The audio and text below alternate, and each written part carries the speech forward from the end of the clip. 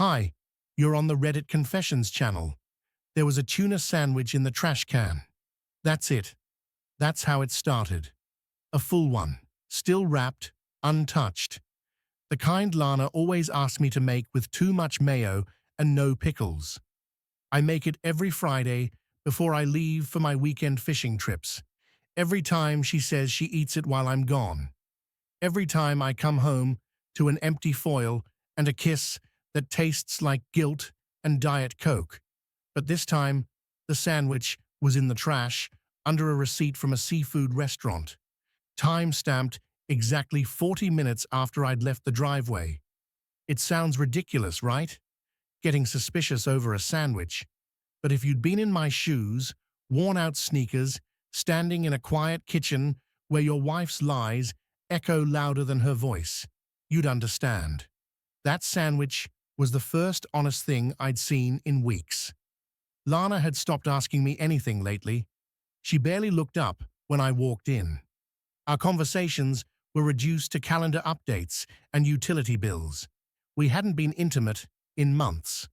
Unless you count her saying, every time I touched her arm, "No, he doesn't suspect a thing." Then came the fishing comment. "If you go fishing with friends, forget about me." She said it so nonchalantly, flipping through her phone like she was browsing socks and not detonating our marriage. I laughed at first, but she didn't. She didn't even look up, just kept scrolling. That was her bluff, her little power move. I should have argued. Instead, I shrugged and said, "Sounds like a great deal." That was the moment I stopped being her husband and became her roommate with fishing gear. I left that night, drove upstate with Percy and Dean. They cracked jokes. I pretended to laugh, but my mind was already home. In that trash can, in that sandwich. By the second day, I couldn't take it. I faked a headache and stayed behind while they went out on the boat. I sat by the fire pit and opened our home security app. She never knew I had access. I'd installed it back when we thought the neighbor's dog was stealing packages. The camera by the front porch showed nothing. The one by the driveway, a different story. Friday night, 9:17 p.m. A man pulled up in a black Nissan tall hoodie, walked straight to the door. No hesitation. She opened it like she was expecting pizza. They hugged, then she stepped out, locked the door behind her, and got into his car. That same car returned 3 hours later. She stumbled out, heels in her hand, hair messy, laughing. He didn't kiss her goodbye, but he didn't have to. I saw the way she looked at him. I watched it 3 times. Then again, then I downloaded it. I didn't cry. I didn't scream. I just sat there, holding my phone, with the wind rustling through the pine trees like it was whispering, "Told you so." That night, I packed my bag and told the guys I was heading home early. They didn't ask why. Maybe they saw it on my face. Or maybe, just maybe, they'd known something I hadn't. I was only back home for 20 minutes when I found it, tucked between a pair of sunglasses and a crumpled tissue in the center console of Lana's car. A printed restaurant receipt from a place we'd never been together. I know this because I handle our finances down to the penny, and Lana never dines somewhere without texting me a photo of the food for her social media. The receipt said 2 entrees, 1 bottle of wine, and a dessert with a name I couldn't pronounce. Time-stamped 8:13 p.m., Friday. I was already at the cabin then, holding a beer and pretending to laugh with Percy while feeling like something was rotting inside me. Lana had told me she'd be working late that night. "Deadline for the Peterson account," she'd mumbled while brushing her teeth. "That account's been closed since May." I didn't say anything when I found the receipt. Didn't confront her. I just slipped it into my wallet, sat at the kitchen table, and stared at the chair across from me like it had answers. That chair had once been mine. Now It belonged to someone else, probably the same man who ordered the lobster ravioli and paid in cash. That night, we ate in silence. She served me leftovers, kissed my cheek, and went upstairs to rest. I followed 20 minutes later and watched the bathroom light glow under the door while she whispered to someone on speaker. I caught one sentence before the water turned on. No, he doesn't suspect a thing. That night, I didn't sleep. I just laid there blinking at the ceiling, counting every crack in the plaster like they were lies. I kept hearing her voice. He doesn't suspect a thing. The next morning, she was suddenly sweet, made me coffee, stood in the doorway of the garage, and said, "Are you going fishing again next weekend?" Fishing? She said it like it was some kind of joke, like I was a dog chasing sticks while she had steak with someone else. I said, "No." Told her I wanted to spend time with her. She hesitated. It was subtle, a pause, half a blink too long, but I caught it. "Of course," she said, smiling, but I knew I just messed up her next date. That's when I made a decision. I didn't want to confront her. I wanted proof. Real, undeniable, spine-snapping proof. So, I did something I swore I'd never do. I borrowed my neighbor's dash cam. He uses it to catch raccoons in his trash. I asked to test it for my next fishing trip. He didn't ask questions. That night, while Lana was in the shower, I set it up in her car, low, hidden, angled at the passenger seat. She'd never notice. She never even carried groceries anymore. 3 days passed. She didn't drive the car once. Then came Thursday. She kissed me goodbye in the morning, left in a rush, said she was grabbing lunch with her friend Willa. But Willa was in Arizona. She just posted a photo of a cactus on her story. I didn't say a word. I just waited. That evening, I took the dash cam, uploaded the footage to my laptop, and scrubbed through hours of nothing until 12:36 p.m. She got into the car, and she wasn't alone. He was young, maybe late 20s, shaggy hair, leather bracelet, the type of guy who calls his mom bruh. She laughed at something he said. Then she touched his hand. Then they kissed. Right there in the driver's seat of my car, where we used to listen to road trip playlists and fight about directions, where I first told her I loved her. They drove off. The rest of the footage cut to black, out of frame. I sat there for an hour, the laptop glowing in front of me, watching that kiss on loop like some sick movie I never asked to star in. And in that moment, I realized she wasn't bluffing when she said, "Forget about me if you go fishing." She wasn't warning me. She was begging me to go. There's something cruel about how organized betrayal can be. I used to think cheating was messy. Suspicious texts, forgotten lies, lipstick on collars. But Lana, she ran it like a schedule. Color-coded deception, perfectly folded excuses, and an alibi for every hour. I wasn't dealing with someone careless. I was dealing with someone committed. The footage from the dashcam didn't just hurt. It humiliated. That hand on his knee, that laugh that used to be mine, the casual way she glanced in the mirror as if daring the world to catch her. It gutted me, but I didn't confront her. Couldn't. Not yet. I needed more. That weekend, I told her I changed my mind, that Percy had convinced me to go fishing again. She blinked like she hadn't expected me to fold so easily. Then came the smile. It wasn't relief, it was opportunity. That smile told me everything. She was about to use this trip, not mourn it. So, I made plans, real ones. I packed the car, confirmed the cabin, even posted a picture by the lake to keep it believable. But I didn't go fishing. I parked in a friend's garage 2 towns over and waited. By the second hour, my phone buzzed. Lana had texted, "Hope you're having a good time, Red Heart." I stared at that heart like it was a bullet.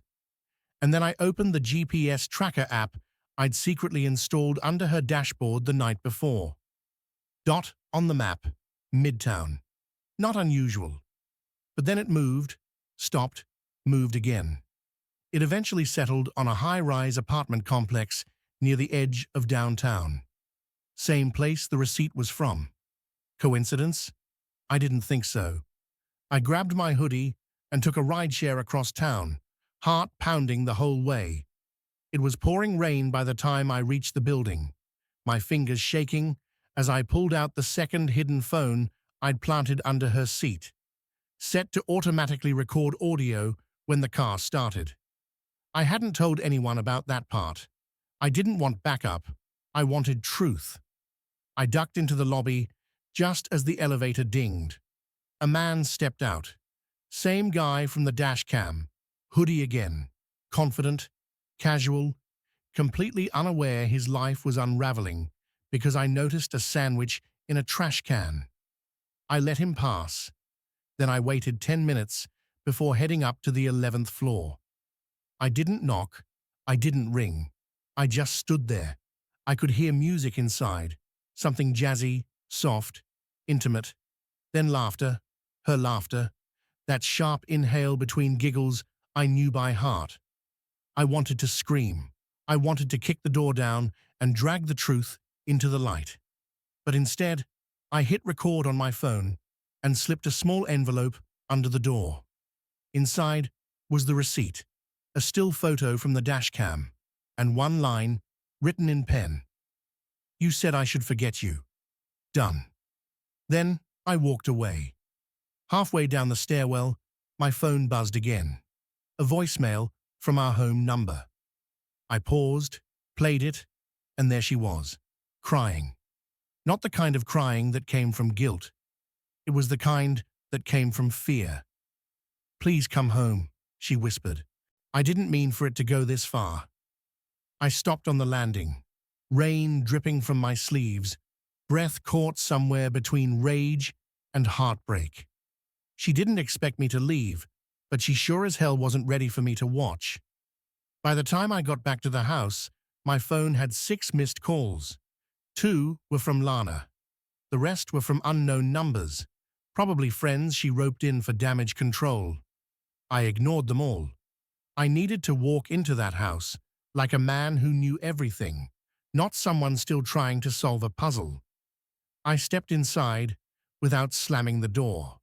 No theatrics, just the quiet creak of shoes on tile and the hum of a woman scrambling upstairs when she heard it. She was waiting at the top of the staircase, wearing my college hoodie like it meant something.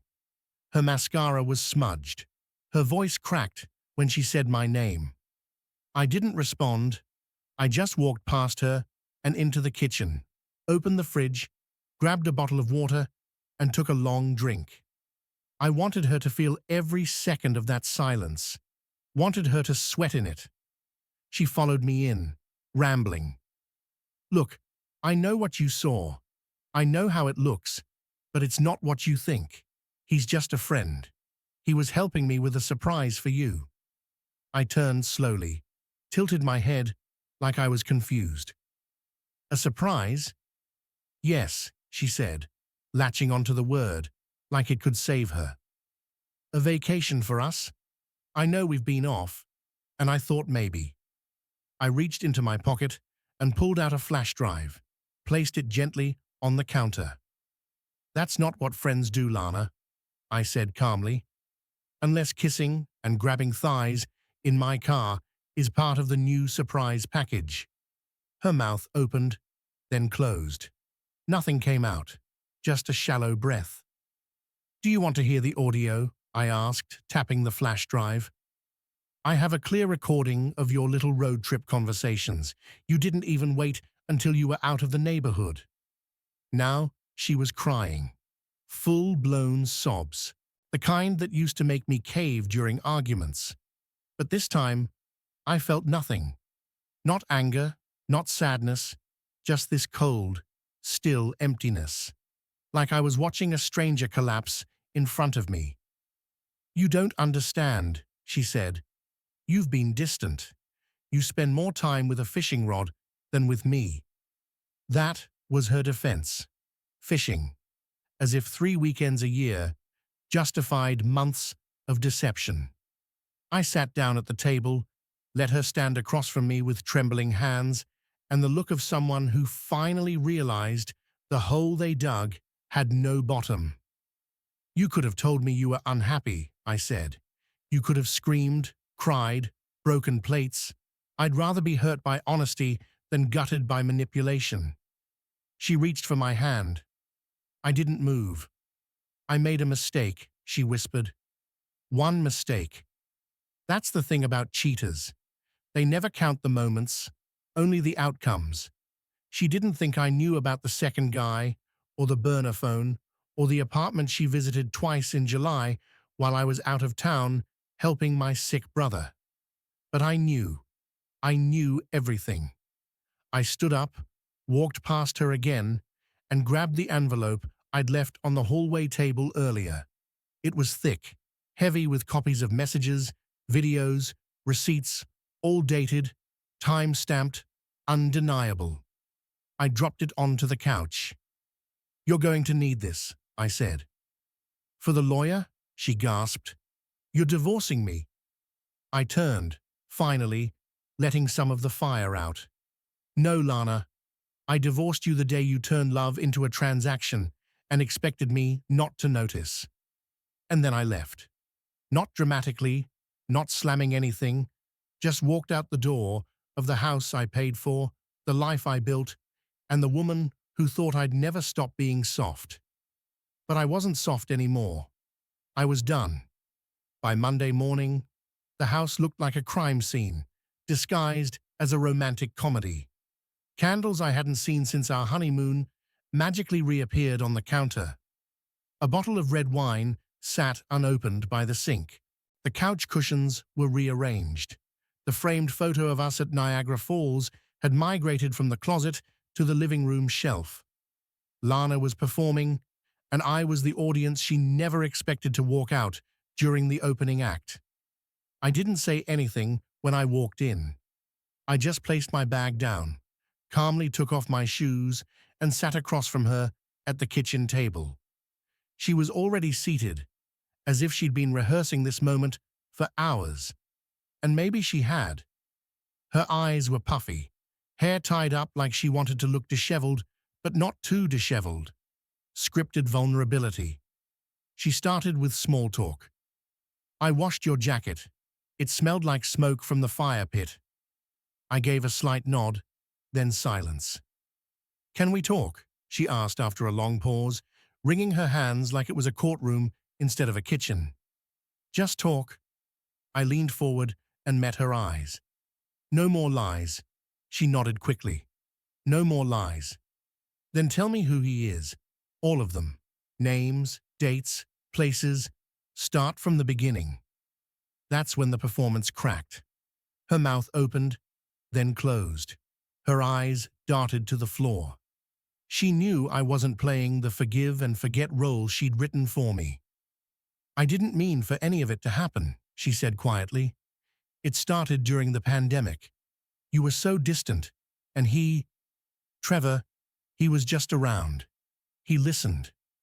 I stayed quiet, letting her fill the silence with guilt. There were a couple of others, she finally admitted, barely above a whisper. But it was never serious. You were always the one I came back to. You mean the one who paid the mortgage? I asked. She winced. The rest came out in fragments. Trevor was the first, then Marcus, a few nights with a guy named Caleb, who she met at some company event while I was visiting my parents. Apparently, she was lonely and lost herself. That's what she kept saying, but I hadn't left her alone. I was just invisible, forgotten, useful only when bills were due or errands piled up. I should have yelled, should have slammed something, but I just sat there nodding slowly, like a doctor, listening to a diagnosis he already knew was terminal. I want to work through this, she said, after unloading everything. I'm willing to do anything. Counseling, therapy, a fresh start. I've changed. No, Lana, I said softly. You didn't change. You got caught, and now you're scared. She started crying again. This time it was different, less rehearsed. Maybe because she realized the curtain had actually dropped and there wouldn't be an encore.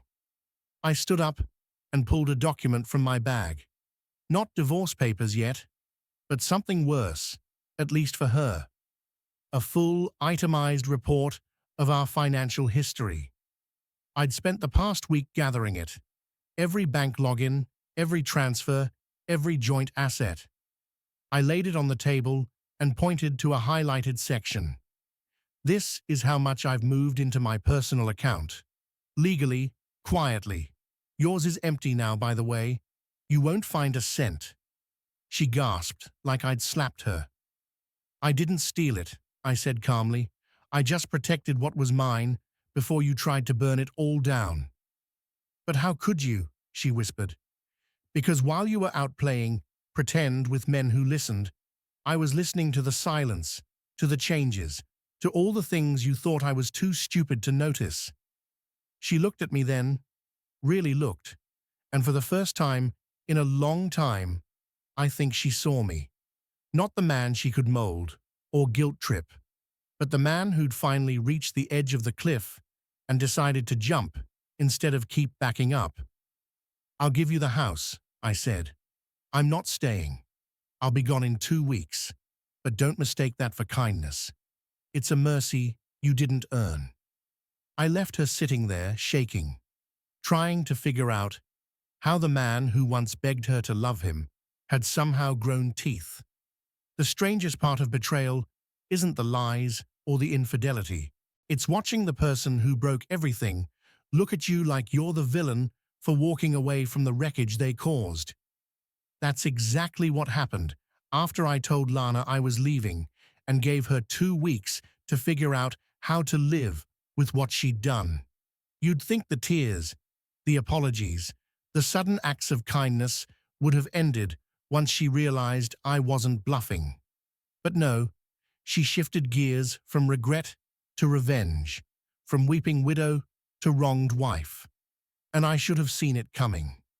She started with our friends, or more accurately, my friends. People we used to go on couple trips with, who drifted into her circle. Once I became the silent husband, everyone pitied. Suddenly, I was getting cold shoulders, awkward pauses on calls. One of them, Russ, even texted me late at night and said, "Hey man, I heard things are rough, but Lana's really hurting too. Maybe you're being a bit harsh." Harsh, right? She didn't tell them about the cheating, of course. She told them I'd emotionally abandoned her, that I was obsessed with fishing and checked out of the marriage. She painted herself as the loyal wife who waited years for her husband to return emotionally. And when I didn't, she made a mistake in a moment of weakness. I wish I could say I didn't care what people thought, but it stung. I wanted to scream the truth from the rooftops. Instead, I sent Russ one message, a 5-second clip of her kissing Trevor in the car. Time-stamped, silent. He never replied. Next came the financial guilt-tripping. She found out the joint account was drained legally, cleanly, no fraud, and she panicked. I'd left her enough to cover 2 months of bills, but she called it cruel, said I'd blindsided her and sabotaged her independence. This from the same woman who spent nearly $1,000 on a spa retreat while I was at my brother's funeral last spring. Her emails turned cold, then hostile. She copied her cousin, who's a paralegal, into one of them, probably hoping to scare me. She demanded I compensate her for the emotional distress caused by my sudden and aggressive financial move. I didn't respond. Instead, I forwarded her the PDF showing all her Venmo transfers to Marcus and Caleb, labeled with cutesy emojis and dinner receipts to shut that down fast. But the most unexpected hit came from inside the house. Her mother, Clara, never liked me much, thought I was too quiet, too soft. But 3 days after the financial fallout, she showed up at my office. No call, no warning. Just appeared in the doorway with her grey curls pulled back and a look that could strip paint. "I need 10 minutes," she said. We sat in the break room like co-workers. She placed her bag down, looked me dead in the eyes, and said, "I always knew something was off, but I didn't know this." She'd seen the footage. Lana tried to spin it, but Clara had lived enough life to spot a liar wearing a wedding ring. And in her own quiet way, she told me something I hadn't expected. "You deserved better. You still do." I nearly lost it right there, but I didn't. I nodded, thanked her, and walked back to my desk like my spine hadn't just realigned from the 1 ounce of support I didn't know I needed.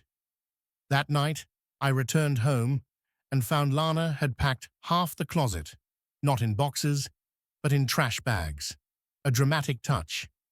She left one of my jackets on the bed with a note pinned to it. "I hope this keeps you warm when no one else will." I laughed for the first time in weeks. I actually laughed because the truth is, I've never felt warmer. I thought the hard part was over after I walked out. I thought once you set the truth on fire and walk away, you're finally free. But the truth has a habit of circling back. It doesn't just burn bridges. It lights up every shadow you forgot to check. And in Lana's case, those shadows were deeper than I ever expected. A week after I moved into a short-term rental, she started texting again. Not begging this time, but shifting tone completely. Passive-aggressive nonsense. "Hope you're happy," one message read. "You've made your point," another said. "Don't forget, I sacrificed a lot for you." That word stuck in my head like a splinter. Sacrificed? She made it sound like she gave up a kingdom to tolerate me. Meanwhile, she'd been carrying on a side romance portfolio like it was a hobby. But the real punch came 2 nights later when I got a message from an unknown number. At first, I thought it was another one of her little stabs until I saw the attachment. A screenshot. Lana had started a private group chat with 3 of her friends. The title of the group, "Free at Last." In it, she called me emotionally abusive, said I manipulated her with money, and that I was spying on her like a lunatic. One of her friends, Sharon, who once borrowed money from me to fix her car, replied, "Men like that always pretend to be victims. Good for you, babe. You deserve fun." I read that sentence 5 times. You deserve fun. Suddenly, everything was clear. Lana wasn't trying to win me back. She was trying to erase me, rewrite the story, make herself the wounded heroine, and me the controlling husband who finally let her breathe. I could have just ignored it, but I didn't. Instead, I did something that shook her foundation more than any argument could have. I replied in that group chat. She hadn't noticed that her iPad was still synced to the Apple ID I created when we got married. Rookie mistake. I typed one message. "Hi Sharon. Hi Rachel. Hi everyone. Just wanted to say thanks for the support. By the way, I have the receipts, the footage, and the full call logs. If I'm emotionally abusive, then I'm the quietest one in history. You all really think cheating multiple times is fun. Keep that energy for the courtroom." Within 30 seconds, I was removed from the chat. 10 minutes later, Lana called. I didn't pick up. The next morning, my lawyer called me. Apparently, she'd beaten me to the filing, only she didn't file for a standard divorce. She filed with accusations, said she felt unsafe, claimed I was mentally unstable, and had been monitoring her electronically in violation of her privacy. She really thought she had me cornered. But here's the thing. I'd done everything clean legally. No spyware, no hacking, just shared storage and sync devices. Hers, not mine. And when my lawyer laid it all out in front of the judge, Lana's face reportedly turned so pale it looked like she saw a ghost. Because the evidence wasn't just strong, it was airtight. Texts, videos, bank transfers, all of it documented and filed neatly with timelines and context. The judge didn't even let her finish her prepared statement. He asked one question. Did you ever ask your husband to disconnect the shared accounts? Her answer, well, no. That was it. She lost the case right there, not just legally, but publicly. Later that day, I got an email. No greeting, no signature, just 2 words. You win. But here's the truth. I didn't win. There's no victory in watching the person you once loved become a stranger with a vendetta. There's no joy in proving betrayal when all you ever wanted was loyalty. I didn't want revenge. I wanted peace, and I was finally getting close. I didn't expect peace to feel so quiet. Not the silence of tension, but the silence of clarity. The kind where nothing's buzzing in your head and you can finally hear your own thoughts without them ricocheting off someone else's lies. That's where I ended up after the final hearing. Lana didn't show up. Her lawyer handled the whole thing. And just like that, the marriage that had been dying in slow motion for years finally flatlined with a stamp and a sigh.